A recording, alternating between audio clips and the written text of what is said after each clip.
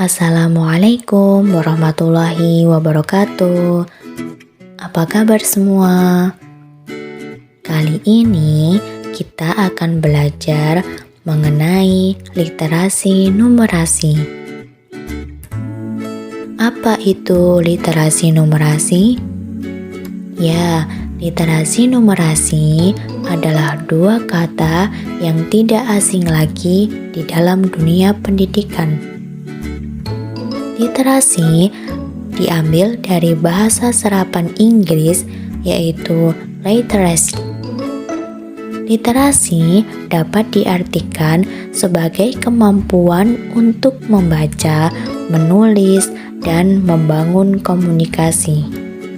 Sedangkan numerasi dapat diartikan sebagai kemampuan untuk mengaplikasikan konsep bilangan dan keterampilan operasi hitung di dalam kehidupan sehari-hari. Nah, sekarang sudah paham kan tentang literasi numerasi? Selanjutnya, kita akan mengaitkan literasi numerasi dengan pembelajaran bahasa Indonesia, yaitu teks deskripsi. Sebelum membahas lebih lanjut mengenai teks deskripsi, kita akan mengulas kembali mengenai jenis-jenis paragraf berdasarkan isinya. Untuk mengingat dengan mudah jenis-jenis paragraf berdasarkan isinya, kita menggunakan cara mudah atau biasa dikenal dengan istilah jembatan keledai, yaitu depan. Jadi, jenis-jenis paragraf berdasarkan isinya yaitu ada 5. Yang pertama, D. Deskripsi, yang artinya menggambarkan. E. Eksposisi, yang artinya menjelaskan. P. Persuasi, yang artinya mengajak. A. Argumentasi, yang artinya pendapat. Dan N. Narasi, yang artinya cerita. Dari kelima jenis paragraf itu tadi, kita hanya akan belajar satu jenis paragraf, yaitu paragraf deskripsi, atau biasa kita sebut dengan teks deskripsi. Pengertian teks deskripsi. Teks deskripsi merupakan teks penggambaran suatu objek. Dalam teks deskripsi ini, pembaca menggunakan panca indera sehingga seolah-olah dapat mendengarkan, melihat, merasakan, dan meraba. Selanjutnya, kita akan membahas struktur teks deskripsi. Kita menggunakan metode asosiasi atau jembatan keledai lagi, yaitu ide desi bagai pena. Yang pertama yaitu ide. Identifikasi yaitu berupa gambaran umum, biasanya ditandai dengan kata adalah, merupakan, ialah, dan lain-lain. Yang kedua yaitu desi bagai. Maksudnya adalah deskripsi bagian. Pada bagian ini terdapat rincian detail.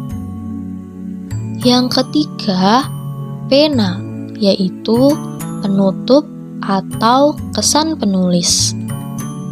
Contoh, pada bagian identifikasi, kucing adalah hewan menggemaskan. Paragraf selanjutnya yaitu rincian detail. Misalnya, menggemaskan karena warnanya, bulunya, dan lain-lain. Dan yang terakhir, kesan penulis. Misalnya, hewan kesayangan. Terakhir, kita akan belajar kebahasaan teks deskripsi. Kebahasaannya ada 9, cara cepat untuk menghafalnya menggunakan metode asosiasi atau jembatan keledai seperti di bawah ini. Si Indra, rinci, KTSP, khusus di depan mama. Si yang pertama, Indra yang kedua, rinci yang ketiga, KTSP yang keempat, khusus yang kelima, di yang keenam, depan dibagi menjadi 2, yang ke-7 dan 8, mama yang ke-9. Pertama, si adalah sinonim atau persamaan makna. Misalnya, dusta sinonimnya bohong, rajin sinonimnya giat, dan lain-lain. Kedua, indra adalah cerapan panca indera, meliputi penglihatan, pendengaran, penciuman, cercap, dan perabaan. Yang ketiga, rinci, yaitu kalimat-kalimat perincian, merinci dari identifikasi. Yang keempat, penggunaan huruf K, T, S, P. Maksudnya adalah apabila menasal bertemu huruf yang pertama yaitu huruf K, T, S atau P dan huruf yang kedua yaitu huruf vokal, maka huruf K, T, S atau P menjadi luluh. Misalnya, menasal bertemu dengan kata konsumsi maka menjadi mengonsumsi, K-nya luluh. Yang kelima, kata khusus. Kata khusus yang masuk pada deskripsi bagian. Yang keenam, diksi. Diksi artinya pemilihan kata.